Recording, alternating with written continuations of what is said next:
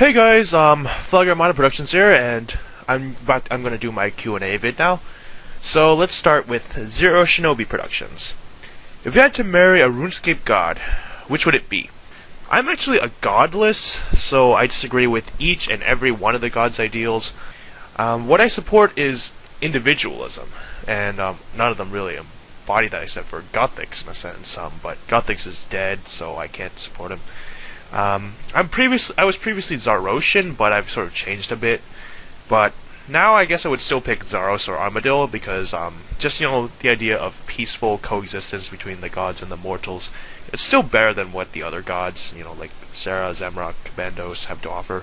But I won't get into why I don't like Saradomin, Zamrock, and Bandos' ideals, because that would it's for very political reasons. I would go on a big rant with a lot of sensitive and controversial stuff, and I don't want that type of argument to spread to my page. I mean, I love historical political discussion, and I actually wish there was more of that on my videos because my series is all about history and politics and stuff, and so. But I still don't like hostile argument. I don't want that to spread to my page. So yeah. Note that this is in stark contrast to my character in the series, who is Lord Nigel Karan, because he is Zamrockian. He has a deeply entrenched hatred of Armadillus for some reason, and he uses them as a sort of scapegoat. And you'll find more about this in later episodes. Next up, we have questions from Mario Plus. Number 1, who are your favorite YouTubers? I would say Sir Mickle. He was the first machinima maker that I befriended.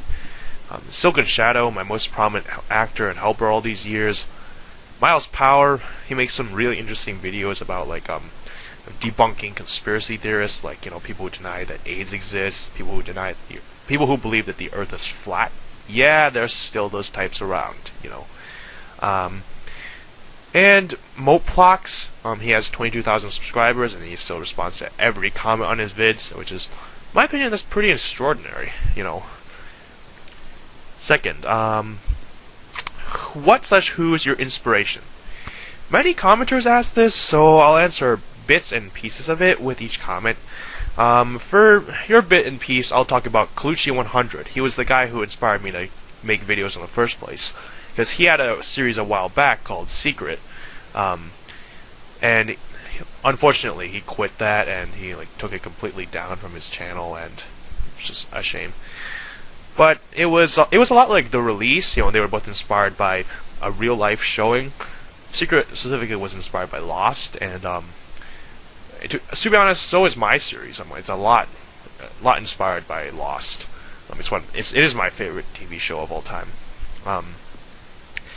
Anyway, what happened was when Colucci finished this first season finale of Secret, I loved it so much that I started writing my own series, and it didn't have the same plotline as my current one. My first series was it was called The Temples of Gielinor, and it was about this mine worker who's bored of his job, and all of a sudden he's whisked away to this place called the Air Temple when he think he trips or something.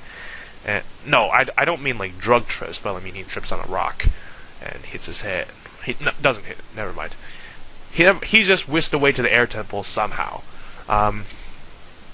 And this was back in the time when the Air Temple was still south of Faldor. So it does take place in Faldor, and actually the main character, his name is Nick, which is the same as the current main character in my current series. So once he lands in the Air Temple, the Air Guardians offer him a job as their messenger to the other ruined temples as long as he remains secret about it. That means he doesn't tell anyone about the temple. And he accepts because he hates his normal job, and so he goes home for the night, and it's revealed that the Guardians are giving him some sort of test, Sorry, I'm sick. Eventually, Sorry, I can't. My notes are malfunctioning. So eventually I scrapped this plotline since I didn't have the means to record it. I was 11 when I did that, so... But eventually I got just a few days afterwards, I got a second idea for a plotline, which is very similar to my current series. The only differences were that Draenoria was not its own country, but rather it was a terrorist cell called the IFZ, the Independent Forces of Zamrock, and they just had their base of operations at Draenor Manor. And the resistance was started in Varrock Mistlin rather than in Faldor. So it's like Nick teams up with some fellow refugees who escaped from the invasion of Faldor, and they run to Varrock Misland, and there they form the resistance, and they try to go back into their homeland to free it from IFZ rule. And going back to Secret, it was from that series that I actually got the format of crediting actors directly in the video itself rather than in the end credits. And the appearance of Amatsu in my series is exactly the same as the appearance of Lucian, the antagonist of Secret. Well, when Amatsu isn't wearing his army general's uniform, aka the gold trimmed. So if you wonder what the gold trimmed armor represents, that's what it represents. It means a general in the Draenorian army. Okay, number 3. What are your hobbies? I've been waiting to answer this for a while, to be honest. Besides RS and video making, I'm a guy who, I have something, I like to learn just for learning's sake. It's called intellectual curiosity. I like to do self-guided research over the internet, in history. Well, you can probably infer that from my long,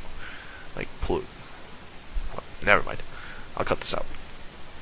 History, current events, languages, interstate highways, country maps, flags, military ranks, conspiracy theories, etc. I could get more in depth about that. I will in future videos, but or I could just, if you want me to, you can just comment and ask me. I don't limit answering questions to just Q&A videos. And also, I don't listen to a lot of so-called commonly listened to music, like rock and all that stuff. There are exceptions, like I really like Viva La Vida, but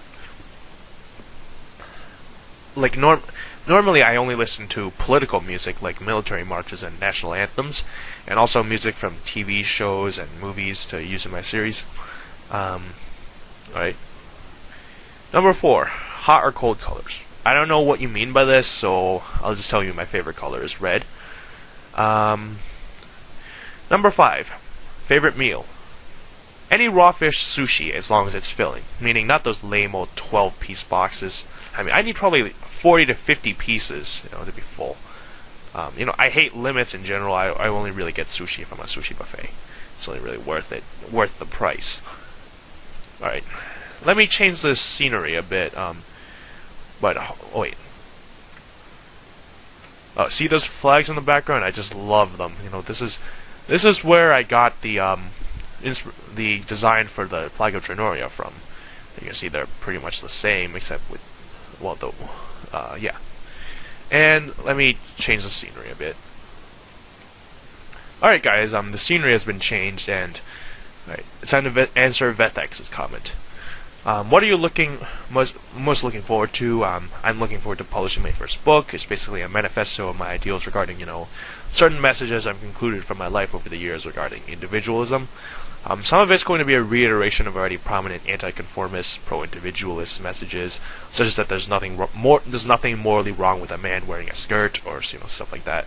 But I feel I'm going to take it several levels up a notch. Like, for example, I'm going to debunk age limits. The nonsense that says you can't play with a stuffed turtle past age 8.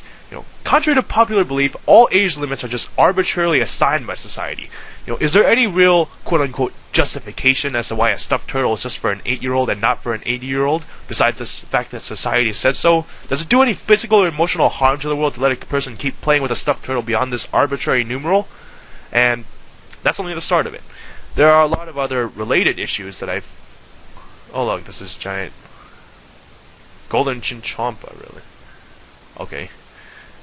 There are a lot of other related issues to that I feel strongly about, but I'll talk about them only in the book itself rather than on my channel. I don't want the heated argument to get to my channel. Yeah. Alright. Number 2. Who are your inspirations? Another bit and piece. Colucci 100 inspired me to just make the series in general, but Sir Mikkel is today my biggest inspiration to keep going. He's given me a lot of ideas as to improve my series, like with soundtracks on The Purge, The Orb of Oculus, artificial text, etc.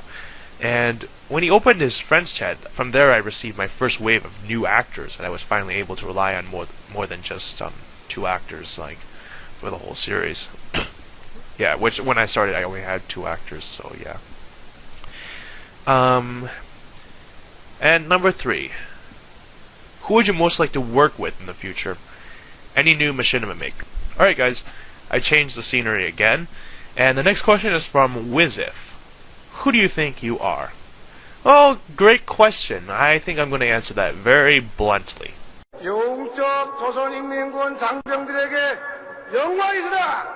Alright, I hope you enjoyed that answer, and the next question is from JH5K Radio. Again, another bit and piece. Since we can both relate to the history aspect of things, I'll shed light on that background. You know, my stories was inspired a lot in the way... My story was in many ways inspired by the French resistance, the Nazi occupation of the Czech part of Czechoslovakia, the Axis occupation of Yugoslavia, the Japanese occupation of China, and the fictional North Korean occupation of the U.S. during Red Dawn.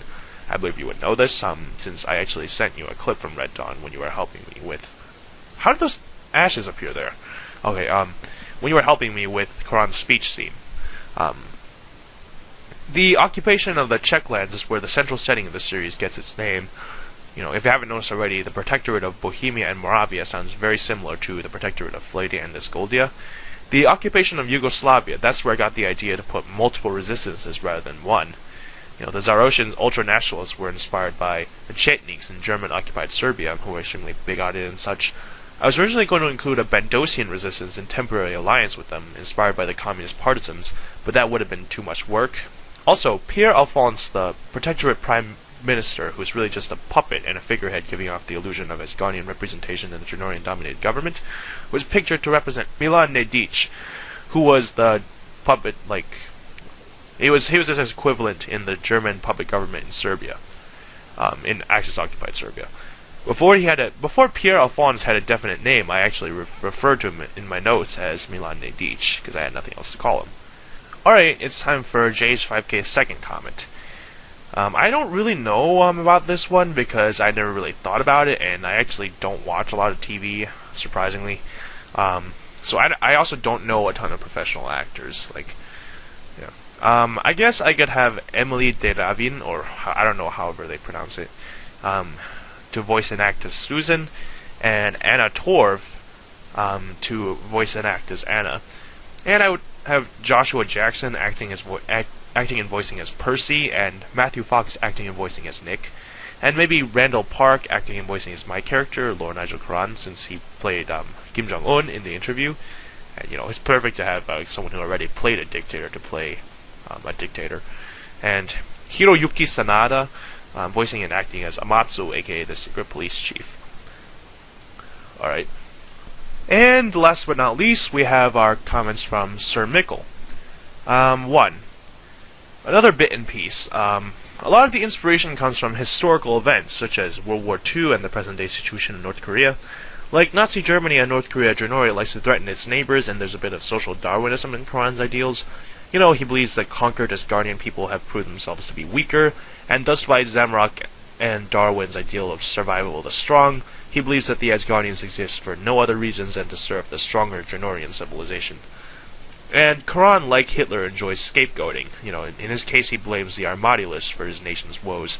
And as with North Korea, many of the designs for Janorian flags were inspired by North Korean emblems, such as the flags of their armies, the flags of their ruling parties, etc. And I often use North Korean music for scenes involving the Janorian government, such as the news report scene in Episode 1, Part 2, and the King World Arrival scene in Episode 4, which I believe you acted in. Number 2. So far, I would say Episode 5. You know, I've never gotten that much feedback from viewers before. I got around 29 comments so far. I certainly was very impressed with the unique plotline I wrote for it. You know, it's like... sorry. You know, it's like, you've been introduced to these two sides already, the Janorians and the Resistance, and now all of a sudden you have this third side coming out of nowhere, and you wonder, are they just an extension of one of the already two existing sides, or are they their own side? You know, and it's not revealed until the end, and I certainly think that's why this is my favorite of my videos so far, Episode 5. And number 3. I was going to say Hitler the Rise of Evils, because I love like historical dramas and such, but recently I've become obsessed with the Hunger Games trilogy, since it's about rebellion, just like my series. But also, I really find the whole districts thing very mesmerizing. I've already kind of memorized the like industries of each district, and all the the Panem administration, etc., etc., etc. All right, so I guess that's it, and thank you all for watching. And my name is Flagger Productions, and signing out from Draenorshat, Draenoria.